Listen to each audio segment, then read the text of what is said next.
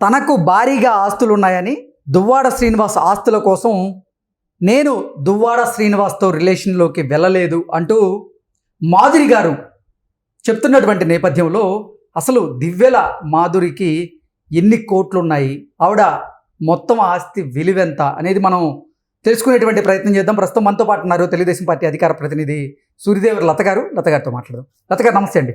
నమస్తే. లత గారు, తనకే బోల్డ్ అనే ఆస్తులు ఉన్నాయి, దువ్వాడ శ్రీనివాస్తో డబ్బుల కోసం నేను రిలేషన్లోకి వెళ్ళలేదు అంటూ క్లారిటీ ఇచ్చేటువంటి ప్రయత్నం చేస్తున్నారు దివ్యల మాధురి గారు. ఇంతకీ దివ్యల మాధురి గారికి ఎన్ని వందల కోట్లు ఉన్నాయి, ఆవిడ ఆస్తి విలువ ఎంత అంటే ఏం చెప్తారు? ఇప్పుడు మనం ఇక్కడ చూస్తే దువ్వాడ శ్రీనివాస్ గారు ఆయన వైసీపీ లీడర్గా ఉంటూ ఆయన ఎన్ని రకాల అక్రమాలు అంటే జగన్ దోచిన దాంట్లో వీళ్ళు తలా కాస్త పాపం అనేది ఉంటుంది కాబట్టి వీళ్ళందరూ కూడా పంచుకున్నారు కదా. సో అక్కడికి వచ్చిన నిధుల్లో కానివ్వండి, ఈయన వెనకేసుకున్న సొమ్ములే కానివ్వండి, సో ఈయన 2 సంవత్సరాలుగా కుటుంబ తగాదాలతో ఉంటూ ఆయన పక్కకు వేరే ఇల్లు తీసుకొని వేరే ఇల్లు కట్టుకొని ఆ ఇంట్లో ఆయన ఉంటూ అంటే ఆయనకి ఏంటంటే రాజకీయం బిఫోరు రాజకీయం చేసాడు ఈ టైంలోనే. ఇది చూసుకుంటే బిఫోర్ ఉన్న ఆస్తుల వరకే పెళ్ళాంకి తెలిసినటివి. సో ఈయన రాజకీయంలో సంపాదించింది అంటే కరప్షన్ చేసింది సంపాదన అంతా కూడా. ఎగ్జాక్ట్లీ. అంటే అసలు దువ్వాడ శ్రీనివాస్ గారు జగన్మోహన్ రెడ్డి పాలనలో అంటే ఈ 5 ఏళ్ల పాలనలో కొన్ని వందల కోట్ల రూపాయలు ఆయన సంపాదించారని, అయితే తాను సంపాదించిన ఆస్తిలో కొంతమేరకు దివ్యల మాధురి గారి పేరు మీద పెట్టినట్లుగా, అంటే దువ్వాడ శ్రీనివాస్కి దివ్యల మాధురి బినామీగా ఉన్నట్లుగా కొన్ని వార్తలు అయితే వస్తూ ఉన్నాయి. ఏంటి అసలు ఇంతకీ దివ్యల మాధురి ఆస్తుల విలువ ఎంత అంటే ఏం చెప్తారు? దగ్గర 200 నుంచి 300 కోట్ల మధ్యలో ఆవిడ మీద బినామీగా కానివ్వండి ఆవిడ మీద పెట్టడం జరిగింది. సో ఏంటంటే ఇక్కడ ఆయన ఈ 5 ఏళ్ల పరిపాలనలో జగన్మోహన్ రెడ్డి వీళ్ళు దోచుకున్న సొమ్మంతా కూడా ఆవిడని బినామీగా పెట్టడం కానివ్వండి, ఈ రకంగా వాళ్ళు దోచుకున్న సొమ్మునంతా కూడా ఆవిడ మీద దాచటం జరిగింది. ఆవిడ అంటుంది నేను పుట్టుకతోనే కోటీశ్వరరాలు అన్న రకంగా మాట్లాడుతుంది. సరే నీ అన్ని కోట్లున్నా కూడా నీ మెయింటెనెన్స్ అనేది నువ్వు సంపాదన అనేది అంటే ఎవరైనా ఒక మనిషి అన్నాక పని చేస్తూ నేను చేయటం అనేది సహజం. సరే నేను డాన్సర్ వృత్తి నాది, నేను డాన్సర్ని అని అంటున్నావు. సరే డాన్సర్ అని చెప్పుతూ తర్వాత ఎంత డబ్బులు వస్తాయి, డాన్సింగ్ నేర్పితే ఎంత డబ్బులు వస్తాయి. సరే నువ్వు నేర్పుతున్నాను, నేను చాలా మంది పేదవాళ్ళని అందరినీ నా ఖర్చులు పెట్టి నేను వాళ్ళని తీసుకెళ్ళాను, టెంపుల్స్లో ప్రోగ్రామ్స్ ఇప్పించాను అది అని చెప్తుంది. సరే అలా చెప్పినప్పుడు నీకు ఆదాయమే లేదు, దానిలో ఆదాయం లేనప్పుడు నీకు ఇంత ఆస్తి నీకు ఎలా వచ్చింది? అంతే కదా. ఆదాయం ఉండి నువ్వు ఏదో బిజినెస్ చేస్తాను ఇంకోటో చెప్పినప్పుడు అయితే నీకు ఇన్కమ్ అనేది ఉందని అనుకో. నేను ఆర్థికంగా ఉన్నత కుటుంబానికి చెందిన అమ్మాయిని అంటూ కూడా ఆవిడ చెప్పుకుంటూ వస్తూ ఉన్నారు. ఆర్థికంగా ఉన్నత కుటుంబానికి చెందిన వాళ్ళైనా కూడా ఎంత ఇది ఉన్నా కూడా నీకు మెయింటెనెన్స్ అనేది ఉంటుంది కదా. సో వాటి ఖర్చులు అనేది ఉంటాయి కదా. నేను ఇన్ని కోట్లు పెట్టుకున్నాను, అన్ని కోట్లు పెట్టుకున్నాను అంటే నేను ఇది అమ్మాను ఇది కొన్నాను అనేదైనా చెప్పాలి ఎక్కడో ఒక చోట. సో ఇక్కడ నేను 1.5 కోట్లు నేను పెట్టి ఇంటికి నేను 3 కోట్లు పెట్టాను అంటుంది. ఒకసారి 1.5 కోట్లు అంటే ఇంకోసారి 3 కోట్లు అంటుంది. సరే ఆ 3 కోట్లు పెట్టి కొన్న దానిలో నువ్వేం చేసి సంపాదించావు? ఆయనకి నువ్వు హెల్ప్ చేశానా అని అంటున్నావు. నువ్వు ఏ ఆస్తి అమ్మేసి నువ్వు ఆయనకి హెల్ప్ చేసావు? సరే నువ్వు ఏం బిజినెస్ చేసి ఆయనకి హెల్ప్ చేసావు అనేది చెప్పాల్సిన అవసరం ఉంటుంది కదా. సో ఎలా వచ్చేస్తుంది? గాలికి వచ్చేస్తుంది ఆ డబ్బు ఏమైనా 3 కోట్లు ఎలా చేసి సంపాదించామనేది కూడా చెప్పాలి. సో అప్పుడు నువ్వు ఇచ్చిన దానికి ఆయనకి ఇచ్చిన దానికి ఇప్పుడు ఒక 3 కోట్ల డబ్బు అని అంటే ట్రాన్సాక్షన్స్ ఉంటాయి. ఎలా ఎక్కడి నుంచి తీసావు, ఎట్లా సంపాదించావు, ఎలా ఇచ్చావు అనేది ఒక లెక్క ఉంటుంది. సరే అది ఏది కూడా కనపడటం లేదు కదా. నీకు అంత కరెక్ట్ గా ఉంటే నువ్వు అది కూడా బయట పెట్టేవాళ్ళే.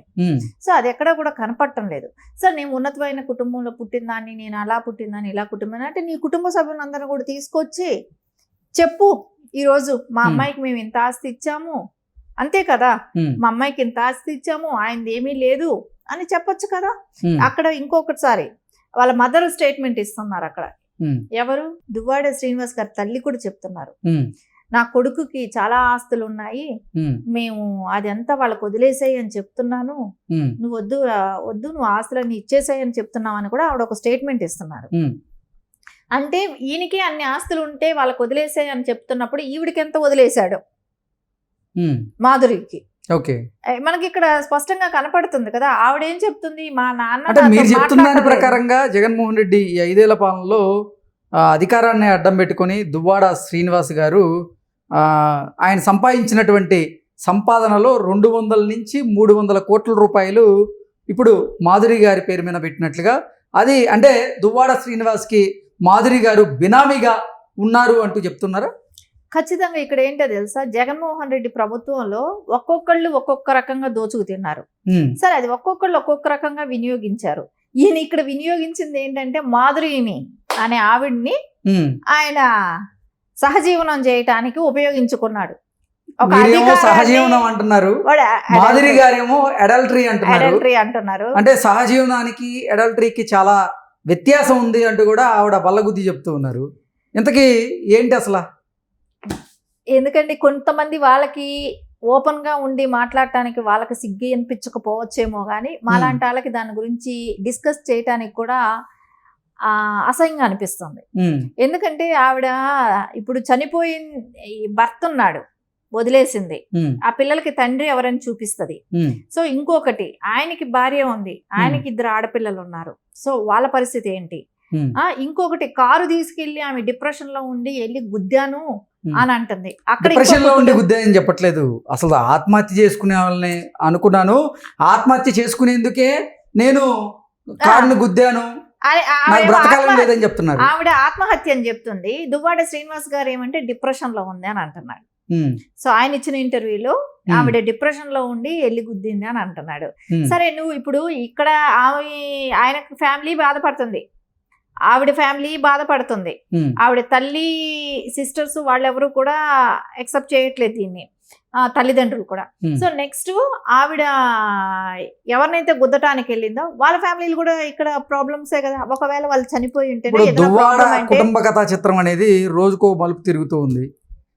వాణి గారేమో దువ్వాడ శ్రీనివాస్ గారి మీద, అలాగే మాధురి గారి మీద కొన్ని ఆరోపణలు చేస్తున్నారు. మాధురి గారేమో వాణి గారి మీద కొన్ని ఆరోపణలు చేస్తున్నారు. ఇటు దువ్వాడ శ్రీనివాస్ గారేమో వాణి గారి మీద కొన్ని ఆరోపణలు చేస్తున్నారు. అలాగే దువ్వాడ శ్రీనివాస్ కూతురులేమో ఇటు తండ్రి మీద, అలాగే తండ్రిని ట్రాప్ చేశారు అంటూ మాధురి గారి మీద కొన్ని ఆరోపణలు చేస్తూ ఉన్నారు. ఏంటి అసలు ఏం జరుగుతుంది ఈ కుటుంబ కథా చిత్రంలో? ఈ కుటుంబ కథా చిత్రానికి స్క్రీన్ ప్లే, డైరెక్షన్ అంతా కూడా జగన్మోహన్ రెడ్డి అనిపిస్తుంది. ఎందుకంటే అప్పుడు ఆయనకి 2 years బ్యాకే తెలుసు దీన్ని సెటిల్ చేయాలనే ఆలోచనలో కూడా ఉన్నట్టే అనిపించినట్టుంది. ఎందుకంటే ఆయనకి సీట్ ఇస్తే నేను కాంపిటీషన్ పోటీగా నేను వేస్తానని చెప్పి ఆయన భార్య గతంలోనే చెప్పింది కూడా. సో అప్పుడు ఆయన కూర్చోపెట్టి మాట్లాడిచ్చాడా, ఏం జరిగిందో కూడా తెలియట్లేదు.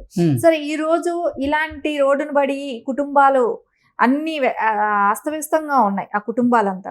సో ఒక విధంగా నువ్వు డెసిషన్ తీసుకోవచ్చు కదా, దీనిలో న్యాయం ఏముంది అన్యాయం ఏముంది అనేది కూడా నీ పార్టీ సభ్యుల్ని కూడా నువ్వు కూర్చోపెట్టి అన్యాయం ఉన్న వాళ్ళని ఎలివేయటము, ఏదో ఒకటి జరగాలి ఇక్కడ. తప్పు చేసిన వాళ్ళని శిక్షించాలి, నీ పార్టీలోనే నువ్వు శిక్షించలేకపోతున్నావు. సో ఇదంతా డైరెక్షన్ దీనికి చూస్తే జగన్మోహన్ రెడ్డి అనిపిస్తున్నాడు కదా.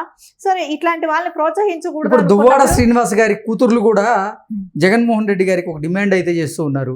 దువ్వాడ శ్రీనివాస్ గారి మీద మీరు ఎట్టి పరిస్థితుల్లో చర్యలు తీసుకోవాలి, ఆయన్ని పార్టీ నుంచి సస్పెండ్ చేయాలి, అలాగే వైసీపీ ఆయనకి ఇచ్చినటువంటి ఎమ్మెల్సీ పదవిని కూడా రద్దు చేయాలి అంటూ కూడా వీరు డిమాండ్ చేస్తున్నటువంటి నేపథ్యంలో జగన్మోహన్ రెడ్డి మాత్రం ఇప్పటివరకు అసలు దువ్వాడ శ్రీనివాస్ గారి మీద చర్యలు తీసుకున్నటువంటి దాఖలాలు అయితే కనపడటం లేదు. ఇక్కడ ఇంకో విషయం కూడా చూడాలి. ఇప్పుడు కూతుర్లు తండ్రి ఇంటికి వెళ్ళారు, తండ్రి ఇల్లు కాదు, కూతురు పెళ్లి కాకనంత వరకు కూతురికి తండ్రిల్లే ఇల్లు. సో తండ్రి ఇంటికి వెళ్ళినప్పుడు అక్కడ వాళ్ళని కొట్టడానికి రాడ్లు తీసుకోవటం అన్ని మనం విజువల్స్ చూసాం. సో అది ఎంతవరకు కరెక్ట్? సో వాళ్ళు మాట్లాడటానికే వచ్చారు, నువ్వు మాట్లాడు, లోపలికి తీసుకెళ్ళు, కూర్చోపెట్టు, మాట్లాడు, నీ డెసిషన్ ఏంటో చెప్పు. సో అంతేగాని వాళ్ళని చంపుతాను నరుగుతాను అని చెప్పి కర్రలు తీసుకొని కొట్టడం అనేది కరెక్ట్ కాదు. యాక్చువల్లీ ఆయన మీద కేసు ఫైల్ చేయాలి. సో హత్యా ప్రయత్నం చేసినట్టే కదా, అక్కడ చంపాలనే ఉద్దేశం ఉన్నట్టే కదా. వాళ్ళ అంటే అక్కడ ఎవరూ లేరు, పట్టుకోలేదంటే వాళ్ళని కొట్టేవాడే కదా. సో అట్లాంటప్పుడు ఆయన మీద కేసు పెట్టాలి. ఇంకోటి, మాధురిని ఆవిడ మీద ఎవరినైతే కారు తీసుకెళ్లి గుద్దింది, ఆవిడ చచ్చిపోవడమే ఒక ఇప్పుడు తప్పు. ఆల్రెడీ పలాస పోలీసులు ఆవిడ మీద కేసు నమోదు చేశారు దానికి సంబంధించి. ఆవిడ చచ్చిపోవడం ఒక తప్పు, ఒక నార్మల్ గానే కేసు వేస్తారు. ఇంకొకటి ఇంకొక ఫ్యామిలీ మీద కూడా ఇది ఎఫెక్ట్ చూపిస్తుంది, ఇంకొకరిని కూడా చంపాలనే ప్రయత్నమే ఇది. సో ఆవిడ చావటమే కాదు, ఆవిడతో పాటు ఇంకో కొన్ని కుటుంబాలను కూడా దువ్వాడ చంపాలనే శ్రీనివాస్ ప్రయత్నం. గారు మాదిరి గారికి ఇచ్చినటువంటి ఈ 200 నుంచి 300 కోట్లు కాకుండా ఇంకా మాదిరి గారి పేరు మీద ఏమి లేవంటారా? అంటే మీరు ఇందాక చెప్పారు కదా, దువ్వాడ శ్రీనివాస్ గారికి ఈ మాదిరి బినామీ, దువ్వాడ శ్రీనివాస్ గారు సంపాదించిన దాంట్లో 200 నుంచి 300 కోట్లు ఈవిడ పేరు మీద పెట్టారంటూ మీరు చెప్పినటువంటి నేపథ్యంలో ఇక ఆవిడ పేరు మీద అంటూ ఏం లేవా అసలు? దువ్వాడ శ్రీనివాస్ గారు ఇచ్చినవి కాకుండా ఇప్పుడు ఆవిడ మీద ఉన్నాయా లేవా అనే దానికన్నా కూడా ఇక్కడ నుంచి వెళ్ళిన అమౌంటే చాలా ఎక్కువ కనపడుతుంది మనకి. ఇక్కడ మ్యాజిక్ ఫిగరే ఇన్ని 100 కోట్లు కనపడుతున్నప్పుడు ఆవిడది ఫైనాన్షియల్ స్టేటస్ ఎంత అనేది మనకు తెలియట్లేదు, తెలుస్తుంది. అంత ఫైనాన్షియల్ స్టేటస్ ఉంటే ఆవిడ ఎమ్మెల్యేగా ఎప్పుడో పోటీ చేసేది. ఇన్ని 100 కోట్లు ఆవిడకు ఉంటే ఆవిడ ఏదో మహిళా లీడర్ గా అక్కడ ఉంది గాని ఆవిడకి అన్ని 100 కోట్లు గాని ఉంటే ఆవిడ అప్పుడే పోటీ చేసేది. దువ్వాడ శ్రీనివాస్ గారిని ఏ రోజో సైడ్ పెట్టేసేది. ఆవిడ రాజకీయం కోసం వచ్చింది. ఇంకొకటి ఆయన దగ్గర డబ్బులు, ఆయన దగ్గర బినామీగా ఆవిడని పెట్టడమే కానివ్వండి, ఇవన్నీ చేస్తుంటేనో ఆవిడ సంపాదించుకోవటమే కానివ్వండి, ఇవన్నీ జరిగినట్టే కనపడుతుంది. ఓకే అండి, thank you so much. Thank you.